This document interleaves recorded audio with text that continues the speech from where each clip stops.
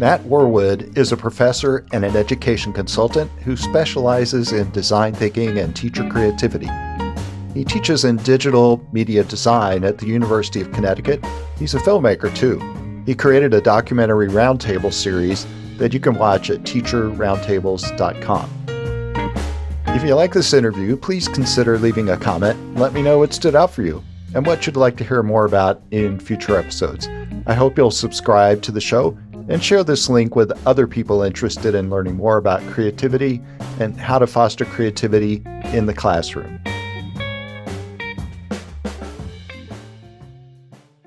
I'm here with Matt Worwood, and Matt, welcome to the Science of Creativity. Keith, thanks so much. It's really fun to be here. I'm fascinated to be talking to you because your research is exactly what I do, which is teaching and learning for creativity. But I don't know how you do it. I know you're at the University of Connecticut and you cultivate creativity, you teach creativity to those students. Say a little bit about how you do that. Well, first of all, I wouldn't describe myself as a traditional empirical researcher, Keith, partly to do with the fact that I'm one of those folks that get excited about the latest shiny toy and always wanting to blow things up. So I take very much a practitioner approach to both my study of creativity as well as how I try and deploy it in my classroom environment.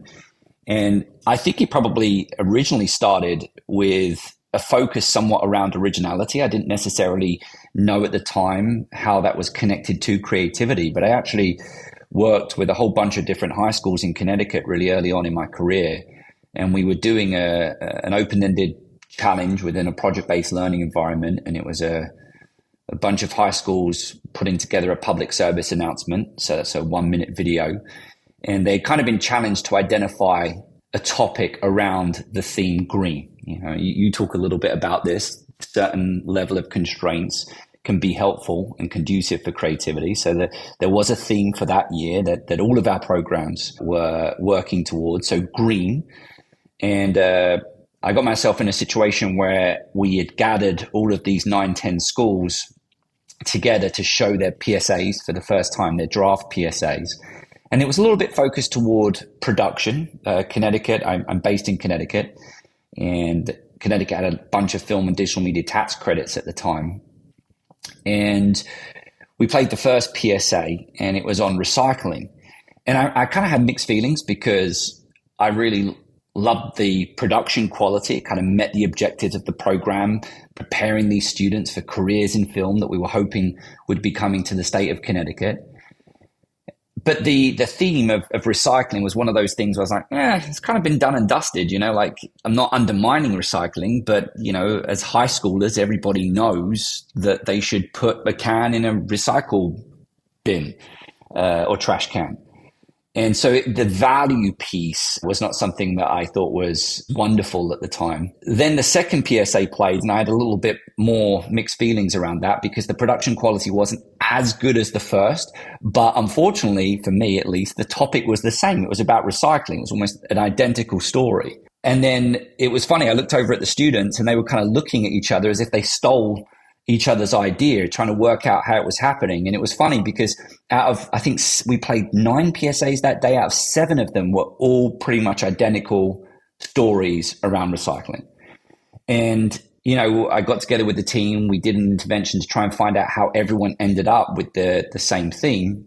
And sure enough, as we was interacting with students and teachers, they felt like the theme green was too restrictive.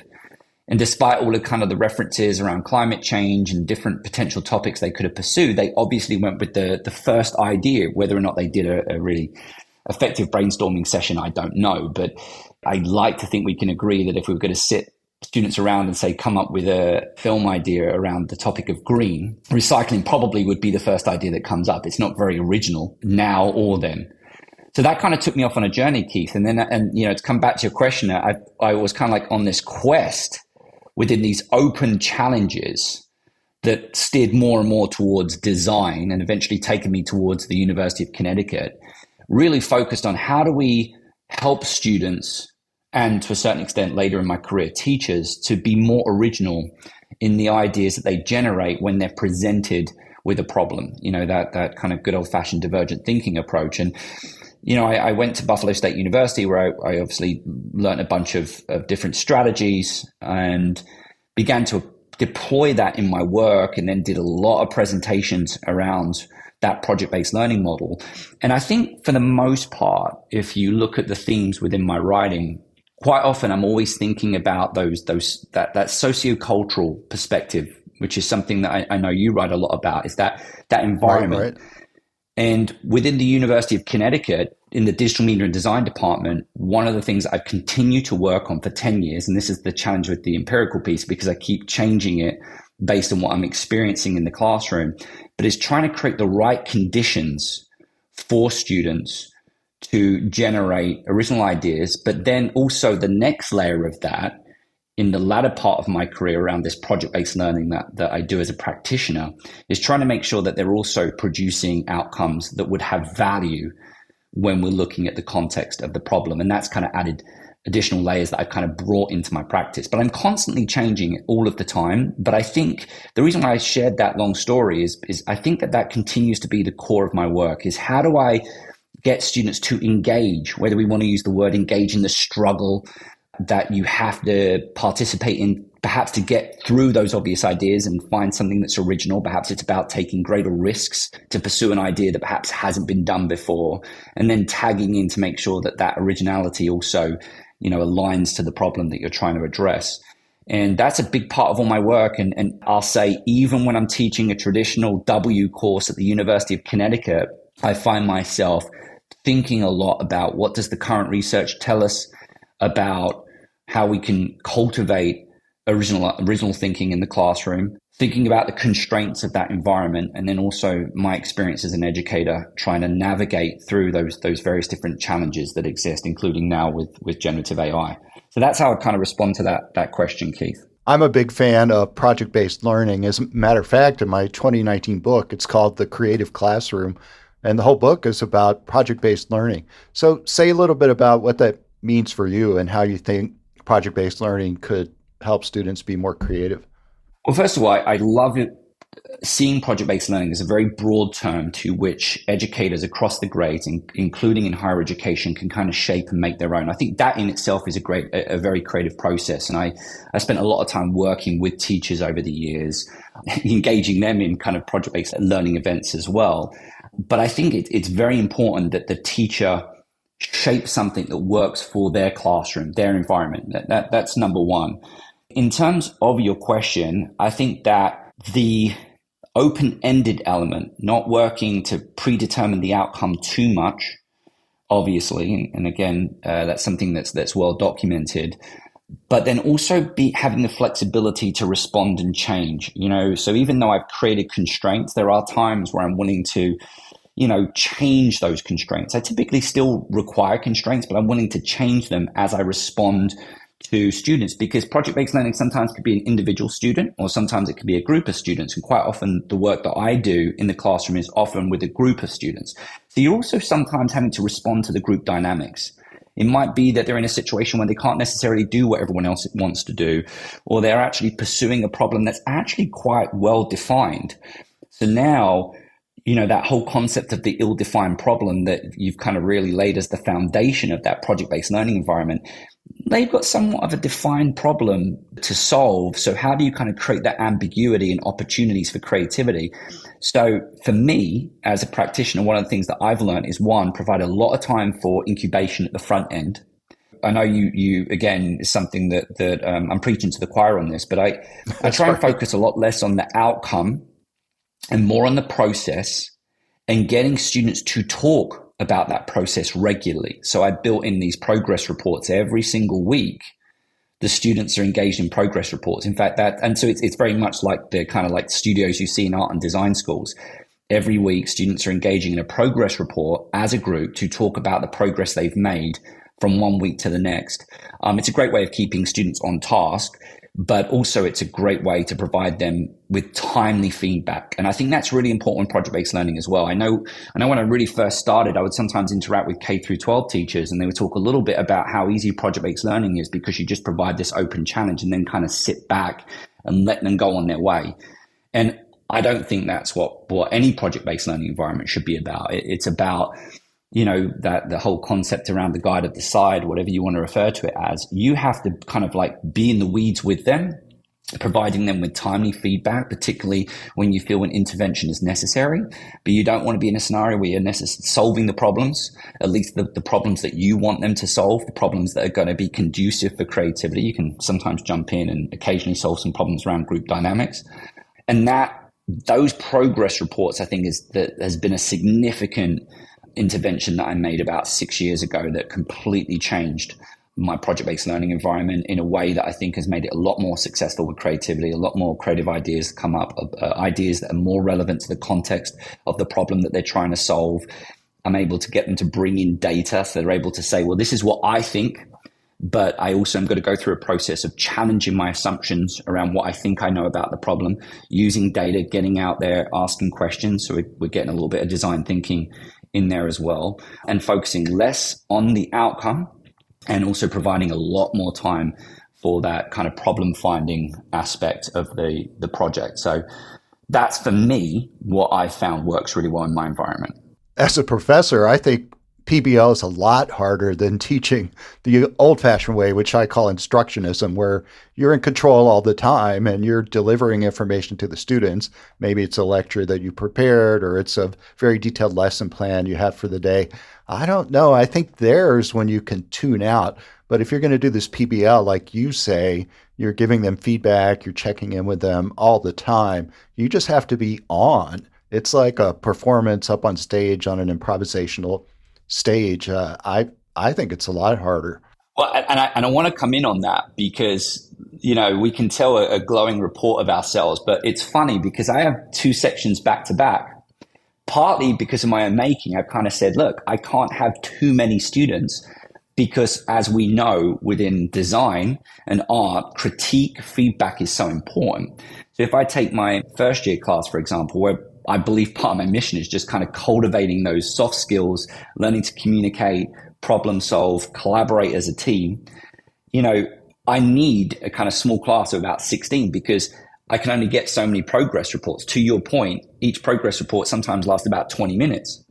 So when I have those back-to-back classes, what I've noticed consistently over the last few years is the second class doesn't seem to produce, I don't want to say as many good ideas. Let's just say that all of the goals that I set myself, I feel seem to be harder with the second section to achieve. And what I've been doing, Keith, is coming to the conclusion it's because I'm more tired in that second section. You just run out of energy. Yeah. And it shows how influential the instructor is during those processes. Again, one of the reasons why I love it and I love the improvisation piece. You don't know what you're being brought from one week to the next. You don't know how they've kind of responded to the previous week's feedback. Sometimes students completely blow up their project. And now you're having to respond in the moment to kind of new challenges as an instructor. Again, whether they should be pursuing this idea in the way that they're suggesting it, trying to come up with ideas of what research or where they should go to ask questions. And it's hard, it's tiring. And that could be another factor is as I'm aging, maybe I'm struggling with my stamina a little bit. Oh, yeah. And I've spent a lot of time in art and design schools, and that's exactly what you do. You're just like the professors that I interviewed, and I went with a camera into these studio class sessions, and the professor's just always moving. You're not sitting down, you're walking around. In one video, I've got a professor of product design. He actually got down on the floor because one of the students had designed a beach carrying case and it had a beach towel in it. And yeah, he just popped down on the floor and lied just to show the user interacting with this towel. And I was like, man, now that is a committed teacher. How many times, all the teachers out there, how many times did you get down on the floor for your students? 100%. And I tell you what, it seems very small, but even that energy to change the room, I keep being put, despite my requests in these rooms, to a certain extent, it's because I don't like being that professor that's always kind of bothering everyone. But I keep being put in this room where it's like set up as a lecture. That does not work for my environments. Like students have to make eye contact. They have to be huddled around a group. My groups are typically 3 to 4. Again, through experience, I've learned that 3s aren't great. 5s, I don't do. So it's around ideally 4. If we have to, we'll do a 3. But you have to be making eye contact. You can't be sitting in a line. So That means if that physical environment is required, then you're in one of those situations where you have to go and move the furniture around. And sometimes when I'm tired and don't move the furniture around, the lesson is not as successful as I had hoped.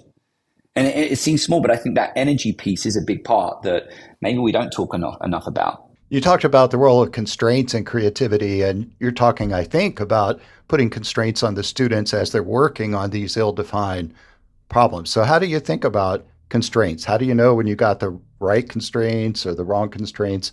How do you think about that?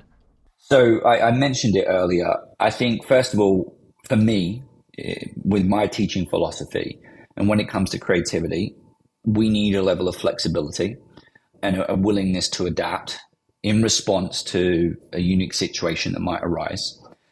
But that being said, I start every year with a constraint that allows students to explore a problem that's accessible to them. So that's one of the first things. I don't want to be in a situation where students are perhaps pursuing a solution to a problem that I don't think is accessible to them at their current time in their career, or, just the feasibility of the semester time constraints, or the physicality of them having to actually go somewhere. For example, if they wanted to solve a problem at a train station, that's a little bit problematic. So typically it's a case of, taking one of my classes, you are tasked with solving a problem impacting young people in the city of Stamford.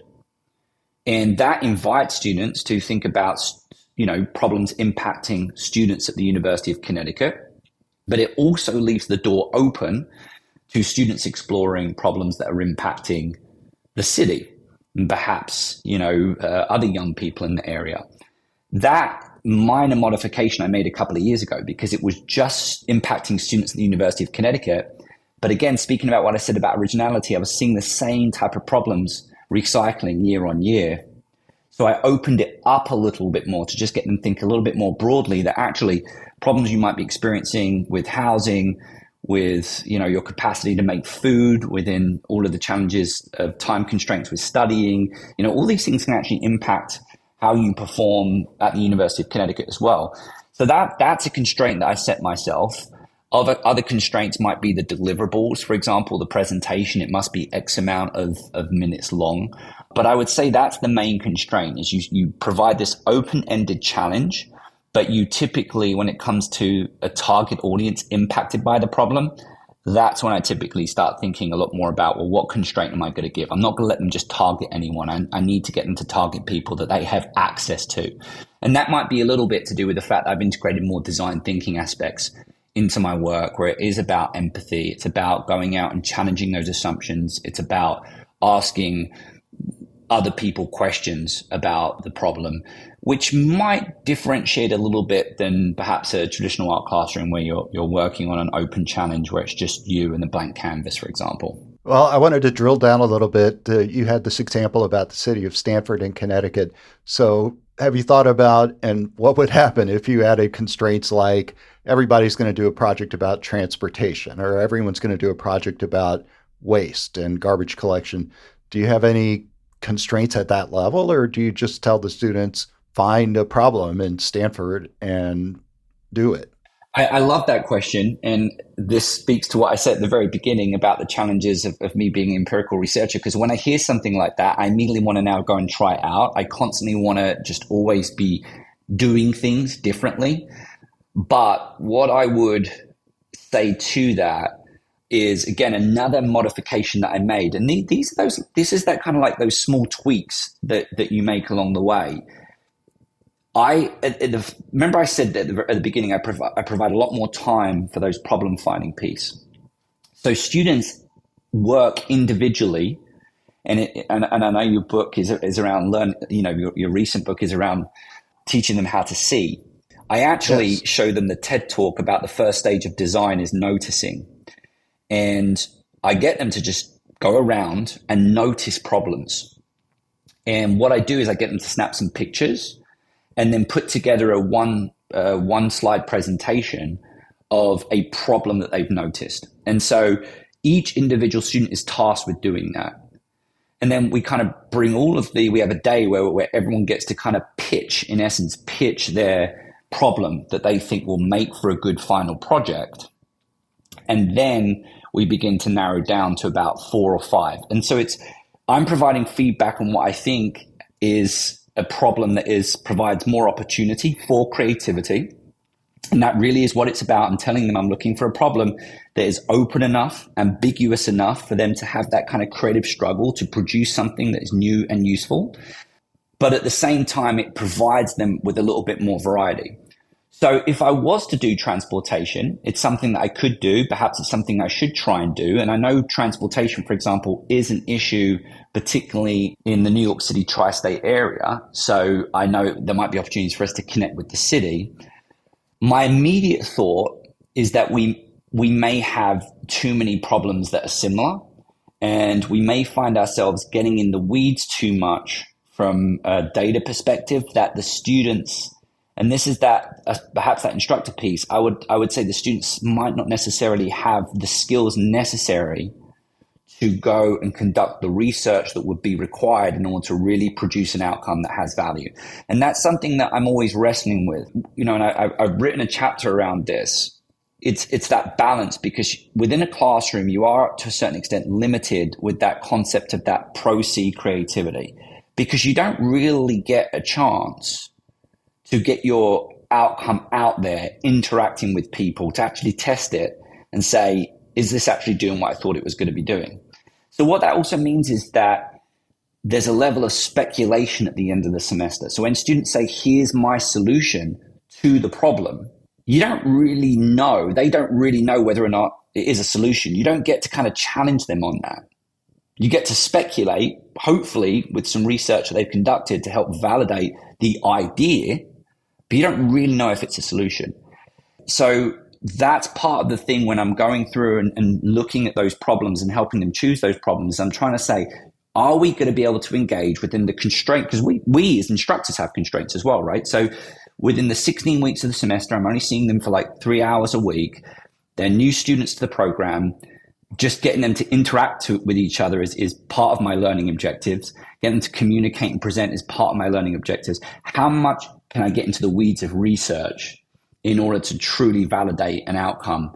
And I would say that's probably my constraint. And that would be why I would be a little bit cautious to do a problem like transportation, because my immediate response is that it might require a lot more research or data.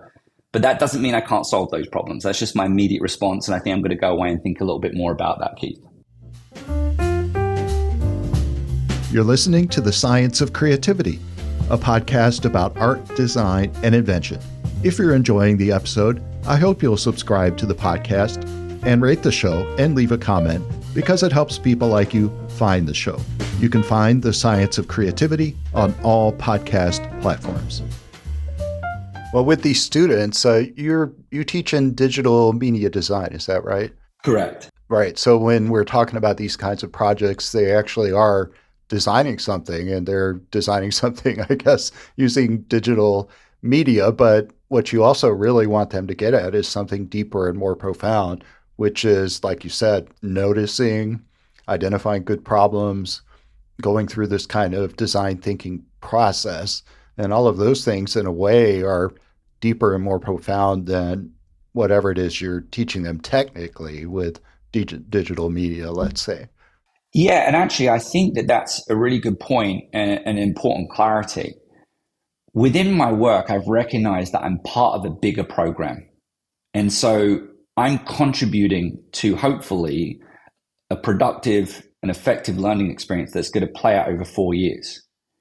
And so I think about what I'm teaching and my objectives from a creativity perspective and how it relates to the bigger picture. And so with the stories that I've actually been sharing, it's for a class where I don't get them to create a digital media outcome at the end of it. I just get them to pitch an idea for a digital media product, because they're early in the program. They actually don't have the skills. They haven't really interacted with the technology to know what's possible. And how I see it in a weird way is that I'm providing them with that front end creative thinking or creative problem solving strategy or tools experience. And at the end of their 4 years, my hope is that through other classes that are more technically focused, they're in a position with that senior project where they can put it all together. Or within our program, we also have a class called Agency, which is exactly what I just described to you, but now it really is taking problems that exist in the real world, bring them in so they have clients, they're interacting with clients.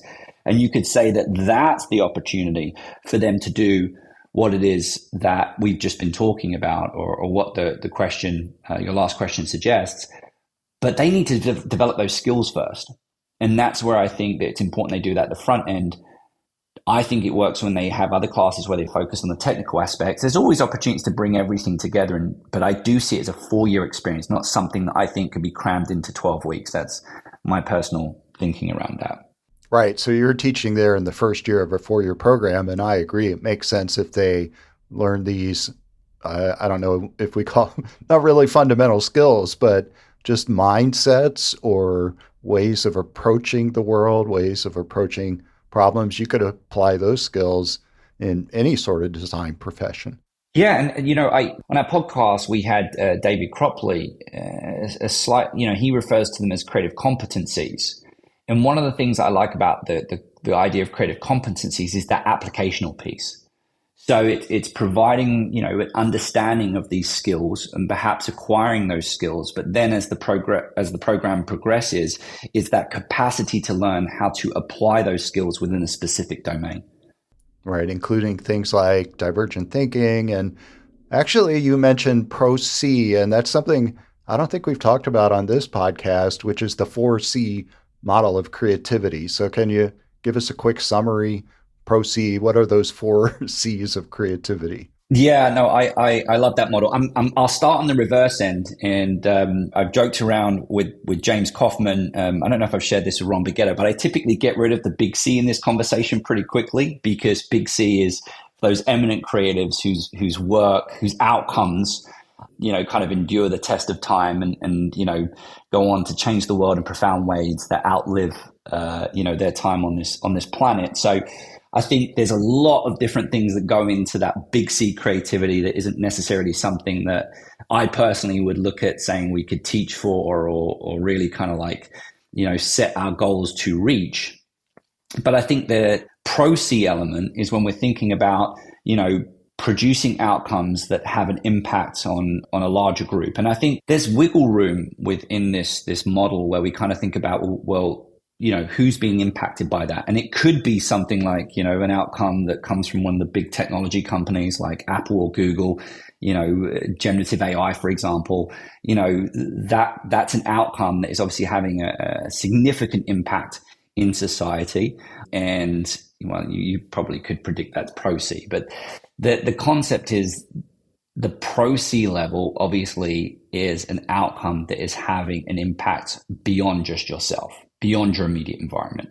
And that's where I'm saying that there's kind of like a little bit of wiggle room, because it might be that it's a teacher who's produced an outcome that has been picked up by the school or district and leading to systematic change.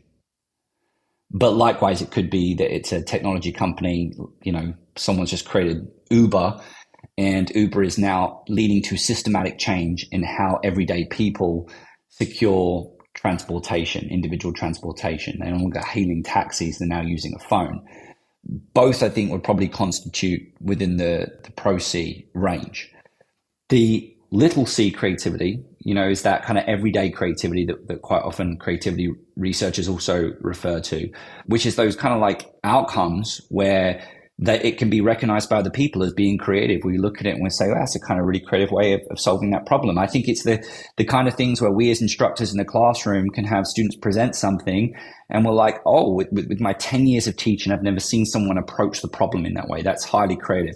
It might not necessarily lead to systematic change in our lives, but it's something that we can recognize and we can cherish and we can celebrate. And it's something that we can see the value that's having on that particular individual, or the value it has within their social context. The mini C creativity piece, I believe very much just is at the heart of learning. It's about the individual discoveries that we make. So they're still new and useful. So, it's that moment in an elementary school classroom where we refer to kids as being creative because in that moment, that child has discovered something new. They might have discovered how to kind of better resemble a face of a sibling, or better resemble a face of a parent by making a color selection and putting hair on them so it becomes identifiable. And we say that as being really creative because they've just made that discovery that the colors, or if I do wiggly lines around the head, it can provide this effect. So that's that discovery for them. That's that mini-C creativity. And that's the 4C model. And so, you know, when I referenced Pro-C, to put that in context, the Pro-C piece is really about getting students to think about the fact they're solving a problem for someone else. And therefore, the outcome they want is to hopefully lead to systematic change. So when we're talking about, you know, to put it in the context of my project-based learning environment and what I was talking about, you are tasked with solving a problem impacting young people in the city of Stanford. My hope is that they present an idea that is supported by research that they can validate at the end of the semester that says, if we implement this, this will lead to systematic change. It will lead to a change in behavior. It might lead to a reduction in alcohol consumption for young people. It might lead to, quite often this has been a popular one over the last 12 to 24 months, it might lead to individuals at university prioritizing sleep more. It might mean that individuals spend less time on social media. So that's systematic change. You're creating something that's having an impact far beyond you. That's that Pro-C. And that's the thing that I think we need to continue to encourage young people to think about, while obviously continuing to nurture the little C and mini-C aspects. And then one of the great things about the 4C model is quite often presented as that trajectory as well. It starts off as mini-C, progresses to little C, and as it continues to evolve and get tweaked, it can move into Pro-C. It depends on your motivation and your goals, right? I mean, they're all equally valid. Some people, they just want to paint on the weekends to relax or to get in this flow state, and they might never even display what they've done to anyone else. And maybe they're fine with that.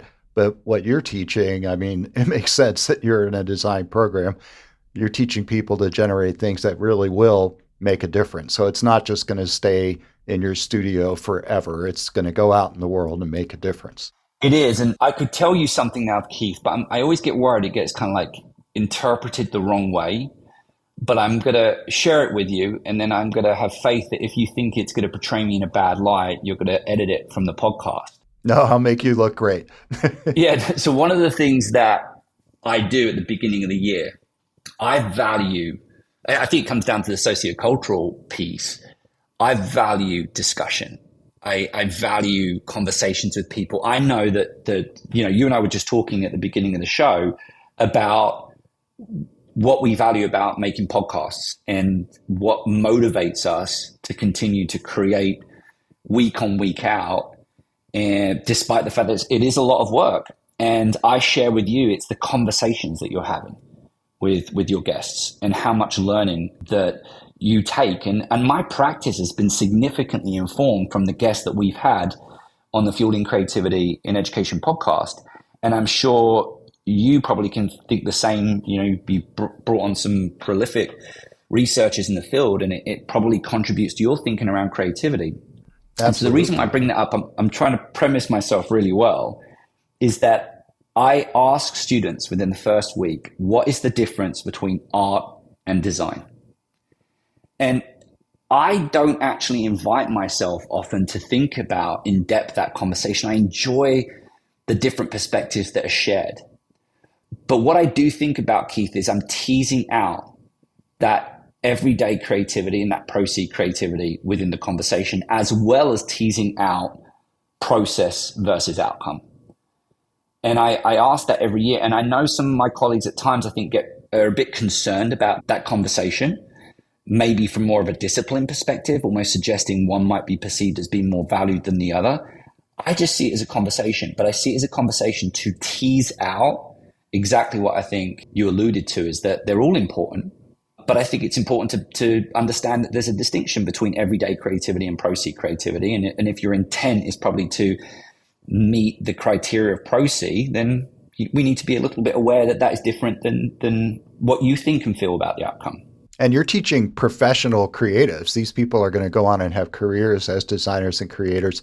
So they need a system or a set of mindsets where they can be consistently and deliberately creative. Yeah, that's how I see it. And it's about cultivating that metacognition as well. Getting people to in essence, I think it comes down to that. This is why I shared that story at the beginning. Okay, this is original. This is a value. But to what perspective am I making that judgment? What's the context? And I think that's what's wonderful about the 4C model is it allows us to, in essence, celebrate the creativity that we see across individuals expressed in lots of different environments, be in a position to shape our conversations in different ways and to evaluate the construct in different ways. That's obviously, from a researcher's perspective, a real big value of the 4C model. I can tell you're an excellent, very creative instructor, and the students, I think, are lucky to have you. And I've also read some of your things about teacher creativity that you would say, I guess, would you say that's necessary? I think so, to teach in this project-based method. But what are some characteristics of teacher creativity? Yeah, I mean, that really evolved from my doctoral studies where, I went in somewhat naively, I'm going to go and teach everyone, teachers to teach creativity better. And I kind of said, took the position of, well, if you teach teachers the science of creativity, then they're going to be in a better position to teach, I suppose, the science of creativity to their students. And therefore, we're done. We're successfully teaching creativity in schools. And that's probably, I'm beating myself up a little bit too much. But I think in terms of my approach to my dissertation, I think that's probably where I initially started off. And it was funny because as I started to focus more on teachers, I would use the word creativity in the classroom. And I would get these notes and they would say, you need to clarify students here. And it was interesting to hear that every time I was talking about creativity in education, people were making the assumption I was talking about students. So I kind of learned, depending on, and this is the whole getting into different disciplines and what field that you're reading in, but words like innovation, teacher innovation was better, teacher transformation is better. Even, there was some words around teacher change that I think was more applicable to conversations that I want to have around what would become teacher creativity. But nevertheless, I kind of said to myself, no, I want this to be about the creativity of teachers. And so that's why I started to put the word teacher creativity. And there's a couple of articles that have referenced teacher creativity and work to define it in a not too dissimilar way to how I went on to define it. But by placing teacher at the front, I do want to emphasize the creativity of the teachers. And to specifically to your point, and I did a documentary roundtable on this called Teaching During the Pandemic.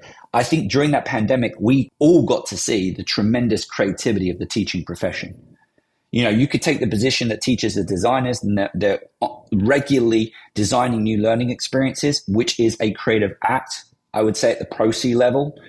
Definitely the everyday creativity level, but likewise, they're responding to challenges. Perhaps it's more in the everyday creativity side of things, but they're responding to challenges regularly in their classroom.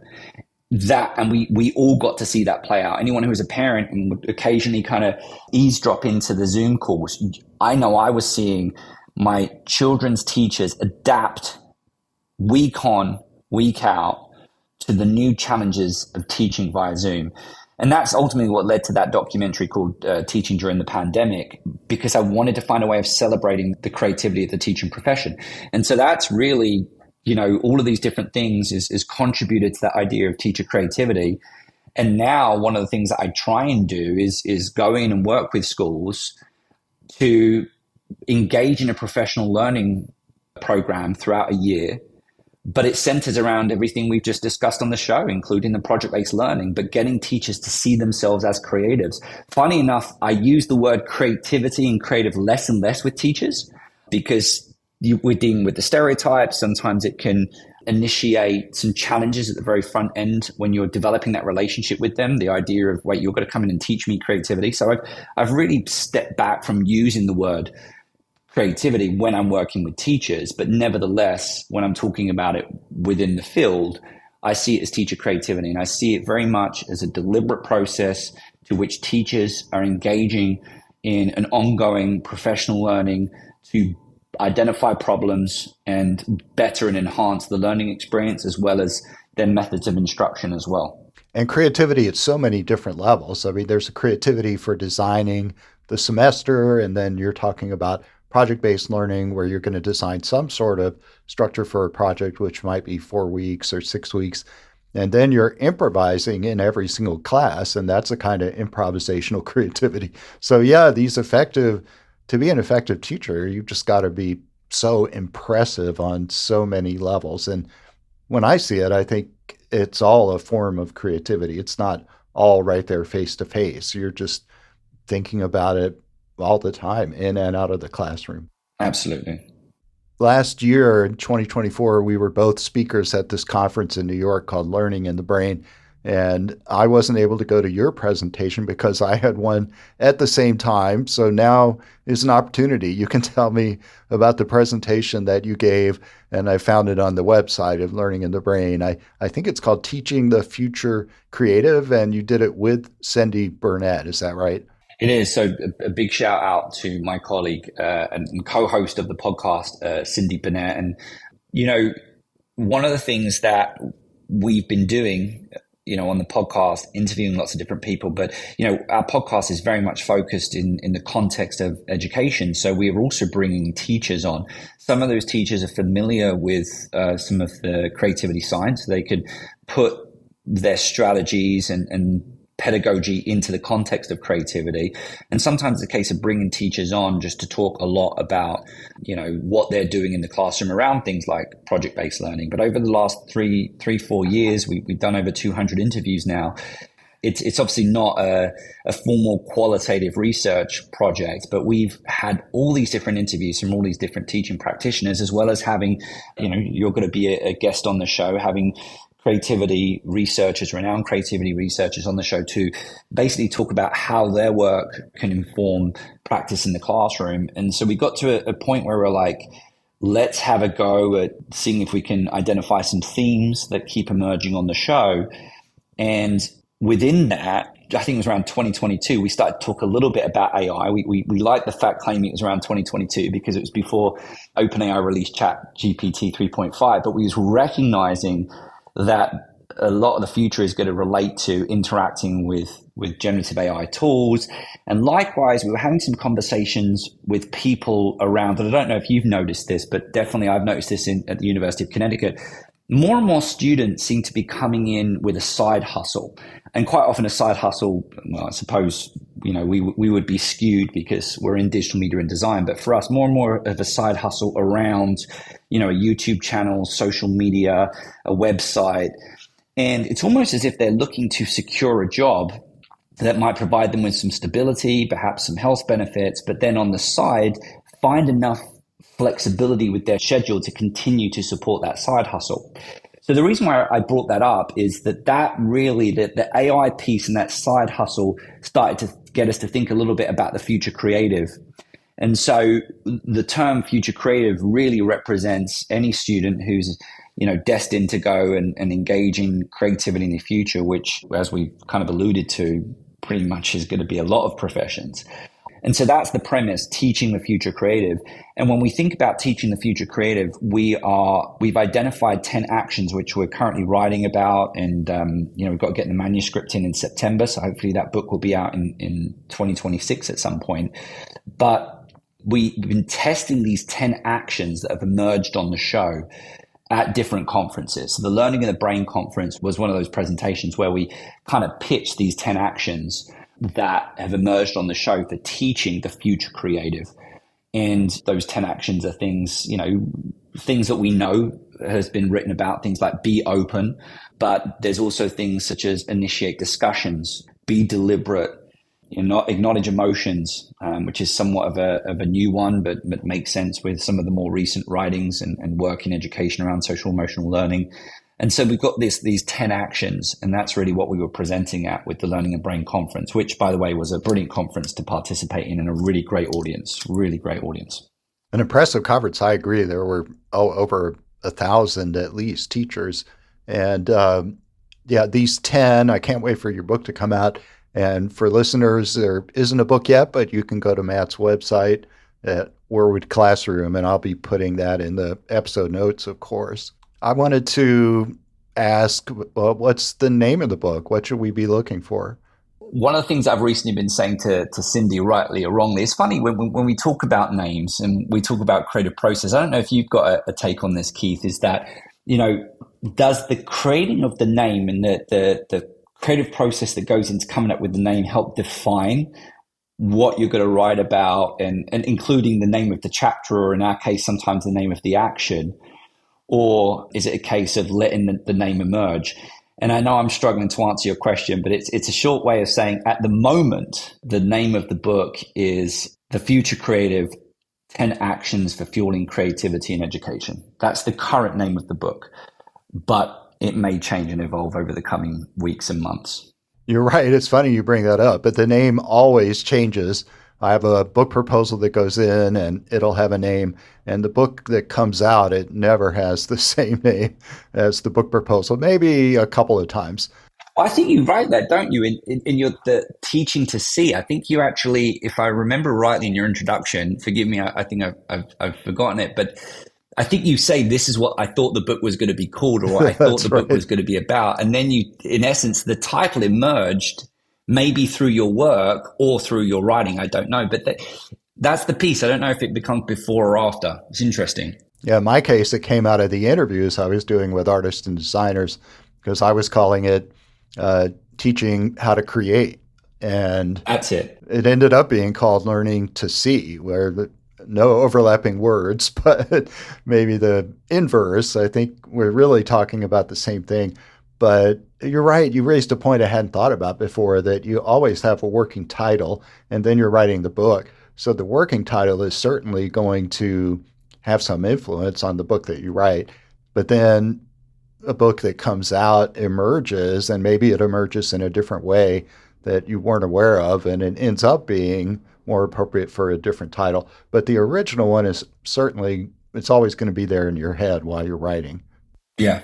And that's that flexibility piece as well. Another skill that we know is associated with creativity. Funny enough, I'm not entirely sure whether, I think it's part of an action in the book, but it's about being flexible and responding to the environment, which again is stuff that I know you've written about as well as part of the creative process, is, letting things emerge. I'm working on a new book proposal right now, and I'll say the working title is The Creative Way. And so anybody who's listening and sees a book by me come out in a year or two, and I'll be surprised if the name on the cover is The Creative Way, but who knows? You never know. Well, we're nearing the end of our time, and I always like to ask if you could give some advice to our listeners. Something specific, like an exercise or something they can do in the next week that might enhance their creativity. So Keith, I'm going to try and come up with a response that perhaps you haven't had on the show, because I think there's some of the common ones around kind of asking questions and being open.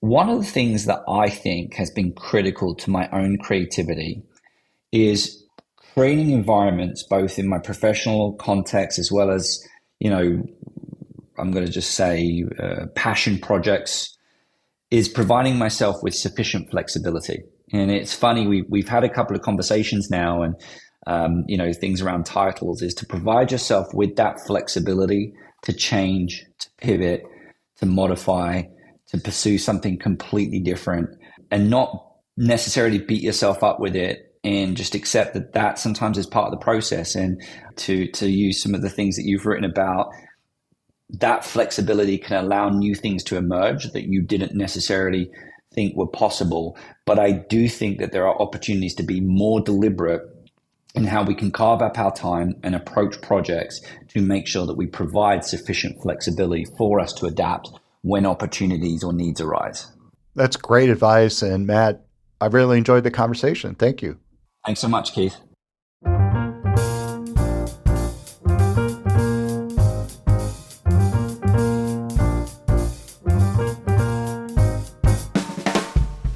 You can tell that Matt's an exceptional educator. In our interview, he was clear and insightful about how to teach for creativity.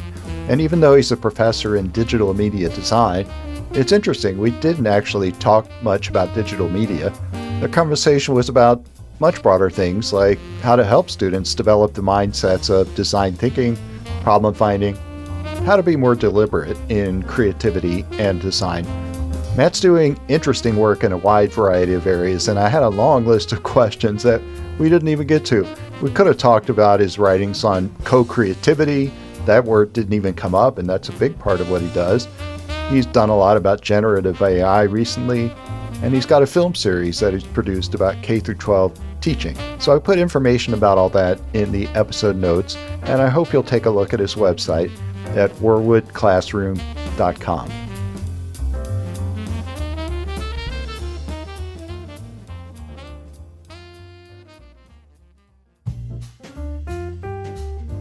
Thank you for listening to The Science of Creativity. If you liked this episode, I hope you'll subscribe to the podcast, and please rate the show because that helps others like you hear about the show.